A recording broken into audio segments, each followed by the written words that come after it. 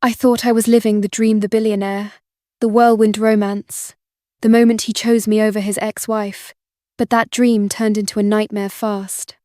She didn't just come back for him, she came to destroy me. With one move, she shattered my reputation, stripped away everything I had, and left me with nothing. Nothing, except the one thing she never saw coming. A love so real, so deep, it made me realize I never needed his money. I just needed the truth. What started as betrayal turned into the most unexpected redemption of my life. So, before we dive into this unbelievable story of power, sabotage, and the kind of love that survives it, don't forget to subscribe and tap that notification bell. You won't believe how this story ends. Let me tell you about the exact moment everything in my life flipped upside down. You've heard people say, love finds you when you least expect it, right? I used to roll my eyes at that cliché until the day it happened to me. It was an ordinary Tuesday morning in October, and I was already late for work, rushing through my routine, like always. My usual coffee shop had a line out the door, so I ducked into this tiny, unfamiliar cafe I'd never noticed before. I was distracted, juggling my phone and trying to figure out their app, when suddenly, a smooth, deep voice behind me cut through the noise. First time here. Try the caramel macchiato. It'll change your life. I turned around and felt my breath catch. This man had the warmest brown eyes I'd ever seen, and when he smiled, it was like the whole room got brighter. I'm more of a simple black coffee kind of girl, I said, surprised by how steady my voice sounded. He laughed, and I felt something flutter in my chest. A woman who knows what she wants? I respect that. There was something about the way he said it so genuine, and without any of that fake charm I was used to, from guys trying to pick me up. We ended up talking for 20 minutes right there in line. His name was Leo, and he had this way of listening like every word I said actually mattered. When I finally had to leave for work, he asked if he could take me to dinner that Friday, no games. No waiting, 3 days to call. Just honest and direct. I said yes before I could overthink it. That first dinner changed everything.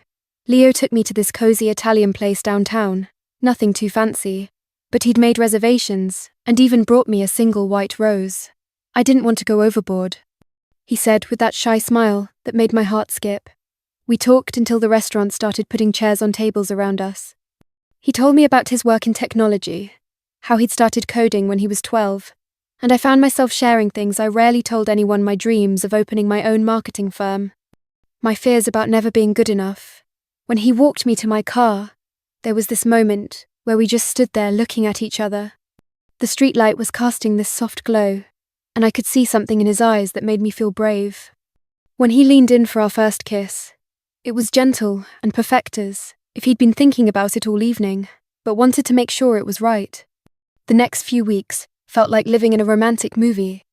Leo would surprise me with little things, my favorite flowers delivered to my office, handwritten notes tucked into my purse when I wasn't looking, spontaneous picnics in the park. One Saturday, he picked me up in a helicopter, grinning like a kid on Christmas morning. I want to show you the city the way I see it, he said, flying over the skyline with his hand in mine. I felt like I was floating even before we left the ground. Our weekend getaways became my favorite escape from reality. We drive to little coastal towns, walk on the beach at sunset, and spend hours just talking about everything and nothing. He'd bring his guitar sometimes and play these soft melodies while I read beside him. Those quiet moments felt more intimate than any grand gesture ever could. It was during one of these trips that I started realizing Leo wasn't just successful, he was wealthy in a way I'd never encountered.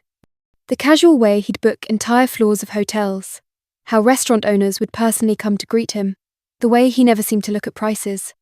When I finally asked him directly, he got this almost embarrassed look on his face. I should have told you sooner, he said. I founded a tech company when I was 25. We went public 3 years ago. Billionaire. The word hit me like a wave. Here I was, a regular girl from a regular family, falling in love with someone who could buy small countries. But Leo never made me feel small. When I told him I felt overwhelmed, he took my hands and said, "Money doesn't change who I am with you. This is real. what we have. Don't let numbers scare you away from something beautiful. Soon he started bringing me into his world charity galas, where single plates cost more than my monthly rent, art gallery openings where people bid hundreds of thousands on paintings I didn't understand, networking events where everyone seemed to know secrets I'd never be privy to. I felt like an imposter in my borrowed dresses and practiced small talk, but Leo never left my side. He'd introduce me to everyone as his girlfriend, with this pride in his voice that made me stand a little taller. "She's brilliant." He'd tell business partners, "You should hear her ideas about digital marketing." And somehow, in those moments, I believed him. Looking back, those 6 months were the happiest of my life. Leo wasn't just rich. He was thoughtful in ways that money couldn't buy. He remembered that I mentioned loving sunrises during one of our late-night conversations, so he surprised me with a trip to Bali just to watch the sun come up over Mount Batur. We hiked in the dark, our fingers intertwined, and when we reached the top, he wrapped his arms around me from behind as the sky exploded in colors I'd never seen before. "This is how you make me feel every day," he whispered in my ear, and I melted back against his chest, feeling like the luckiest woman alive. We spent the week exploring hidden temples, swimming in waterfalls, and making love on silk sheets while tropical rain drummed against the windows. He'd wake up before me every morning and have fresh flowers waiting on my nightstand, different ones each day, each more beautiful than the last. Back home, our relationship deepened in ways that scared and thrilled me. Leo would show up at my apartment after long days at his company, looking exhausted but lighting up the moment he saw me. We'd order takeout and talk for hours about our dreams, our fears, our childhoods. He told me about growing up with parents who were never home and how he'd learned to rely on himself from a young age.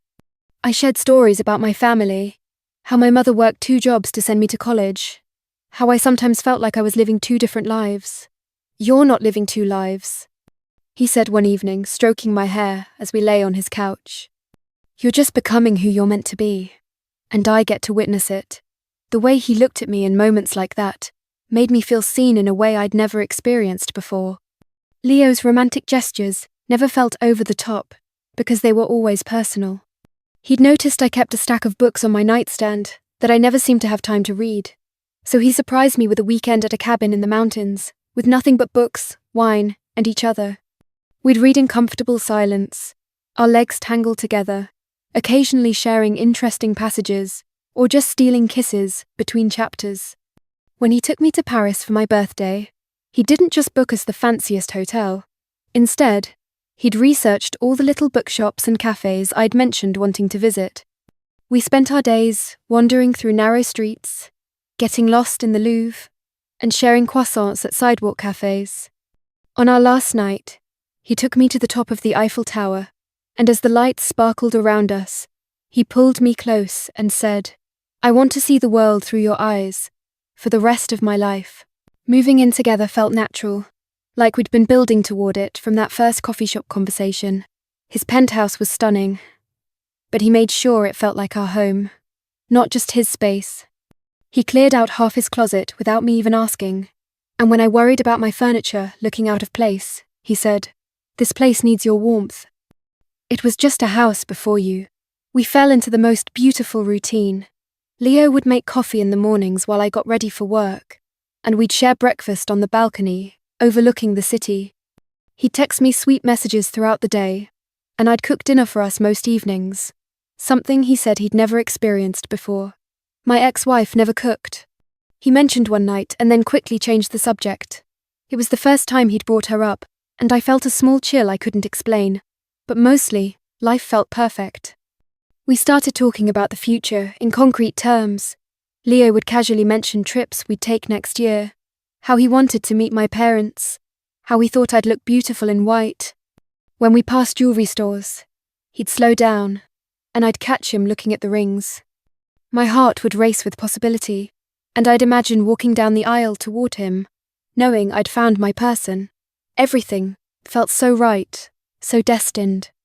I should have known that kind of happiness was too good to last. The first sign of trouble came at the Children's Hospital Charity Gala in March. Leo and I had been together for almost a year, and I was finally starting to feel like I belonged in his world. I'd chosen a midnight blue dress that made me feel confident, and Leo couldn't stop telling me how beautiful I looked. We were having such a perfect evening dancing and laughing with his friends when I saw Leo's face change completely. "She's here," he said quietly, his hand tightening on my waist. I followed his gaze across the ballroom and saw her his ex-wife. Even from a distance, I could see why Leo had married her. She was stunning in that effortless way that came from good genes and expensive everything blonde hair that caught the light perfectly. A figure that looked amazing in a red dress that probably cost more than my car. And this confidence that seemed to fill the room. "Should we leave?" I whispered, but Leo shook his head. "We have every right to be here. She's the one who ended things." But I could see the tension in his shoulders, the way his jaw clenched when she laughed too loudly at something her companion said. Chloe, that was her name, made her way over to us during the silent auction. "Leo," she said, her voice honey-sweet. "You look well." Then her eyes moved to me, and I felt like I was being examined under a microscope. "And you must be the new girlfriend. I'm Chloe. I've heard so much about you." There was something in the way she said new girlfriend that made my skin crawl, like I was just the latest in a long line of replacements. Leo's arm tightened around me protectively. "Chloe, this is my girlfriend. We're very happy together." "Oh, I'm sure you are," she said with a smile that didn't reach her eyes. "Leo has such a generous heart. He loves taking care of people who need it." The words hit me like a slap. She was calling me a charity case, and everyone around us could hear it. That night, Leo tried to reassure me. "She's just bitter about the divorce," he said, holding me close in bed. "She's trying to get under your skin because she knows what we have is real." But I couldn't shake the feeling that this was just the beginning. Over the next few weeks, Chloe seemed to be everywhere. She'd show up at restaurants where Leo and I were having dinner always, with some excuse about how she'd been coming there for years. She'd appear at gallery openings, charity events, even at Leo's office building. Each time, she'd make some subtle comment that left me feeling small and out of place. "Oh, you're still together," she'd say with surprise. "How nice. Leo usually gets bored after a few months." Or, "I love your dress. It's so brave of you to wear something so affordable to these events." I started noticing changes in Leo too. He'd become more protective, more possessive. He'd check his phone constantly, and sometimes I'd catch him staring into space with this worried expression. When I asked him about it, he'd brush it off, but I could feel him pulling away. Then the photos started appearing. Pictures of Leo and me at dinner would show up on gossip blogs, but they were always captioned with questions about my background, my family, mysterious past. Someone was feeding information to the press, making me look like I was hiding something. The comments were brutal people calling me a gold digger, questioning what a man like Leo could see in someone like me. "It's just gossip," Leo would say, but I could see the doubt creeping into his eyes. People are jealous of what we have. But the worst part was how Chloe played the victim. She'd show up at events looking tragic and beautiful, telling anyone who would listen how difficult the divorce had been, how she'd tried to make things work. She'd mention my name in interviews always with this tone of pity. "I just hope Leo knows what he's doing. Some people will do anything for money." The breaking point came at Leo's company's annual party. I'd been looking forward to it for weeks, had even bought a new dress that made me feel amazing. But when we arrived, I could feel the whispers following us. People were looking at me differently, and I couldn't figure out why. It wasn't until I went to the bathroom that I overheard two women talking. "Did you see the photos?" one was saying. "I can't believe Leo doesn't know what she's really like. Chloe showed me the messages," the other replied. "She's been cheating on him for months. That poor man has no idea." My blood ran cold. What photos? What messages? I wanted to confront them, but my legs felt like water. When I finally made it back to Leo, he was talking to Chloe, and both of them looked serious. "There you are," Chloe said when she saw me, her voice dripping with false sweetness. "Leo and I were just discussing some concerning information that's come to light." Leo's face was pale, and he wouldn't meet my eyes. "We should talk," he said quietly. I knew in that moment that whatever Chloe had shown him, Whatever lies she'd created, my fairy tale was about to come crashing down. The ride home from the party was the longest 20 minutes of my life. Leo sat rigid in the driver's seat, his knuckles white as he gripped the steering wheel. The silence between us felt like a living thing, pressing down on my chest until I could barely breathe. I kept trying to find the words to ask what was happening, but every time I opened my mouth, nothing came out. When we got to the penthouse, Leo poured himself a drink with shaking hands. I'd never seen him like this, broken, almost fragile. "Chloe showed me photos," he said finally, not looking at me. "Photos of you with another man. She has text messages, 2 conversations about how you're only with me for the money." The words hit me like physical blows. "Leo, that's impossible. I would never." "The photos are from last week," he continued, his voice hollow. "Your exact words. Your way of texting. She has screenshots going back months. Then she faked them somehow, Leo. You know me. You know I love you. I would never hurt you like this." For a moment, I saw him waver, but then his face closed off, and I knew Chloe had won. "I thought I knew you," he said quietly, "but maybe I was just seeing what I wanted to see." The next morning, Leo was gone before I woke up. He'd left a note saying he needed space to think, but I knew it was over. Chloe had played her hand perfectly, and I was powerless to defend myself against lies that looked like truth. Within a week, the story was everywhere. The media painted me as the gold-digging other woman who'd broken up a marriage and then cheated on the heartbroken billionaire. The photos Chloe had somehow created were plastered across gossip sites, and my face was on the cover of tabloids with headlines like, "The betrayal that shocked Silicon Valley." I lost my job first. My boss called me into her office with an uncomfortable expression. "The company can't be associated with this kind of scandal," she said. "I'm sorry, but we have to let you go." My friends started avoiding my calls. People who'd known me for years suddenly believed I was capable of the terrible things being said about me. Social media was a nightmare, thousands of strangers calling me names I can't repeat, sending me messages telling me I deserved everything that was happening to me. Leo's lawyer contacted me about moving out of the penthouse. I had 2 weeks to find somewhere else to live. But with no job and my reputation destroyed, no one would rent to me. I ended up in a tiny studio apartment in a part of town I'd never imagined living in, surrounded by boxes of the life I'd built with Leo. The worst part was that Leo never gave me a chance to explain. He changed his number, had security escort me from his building when I tried to see him at work. It was like our entire relationship had been erased, like the love we'd shared meant nothing in the face of Chloe's lies. 3 months later, I was working at a coffee shop just to pay rent when I saw the news report. A former employee of Chloe's had come forward with evidence that she'd been staging the photos and messages. The woman had recordings of Chloe bragging about how easy it had been to manipulate the situation, how she'd hired actors and used photo editing software to create the evidence of my cheating. The truth came out in a flood after that. Chloe had been planning her revenge for over a year, hiring private investigators to learn everything about me, finding ways to insert herself into my life, and slowly poison Leo against me.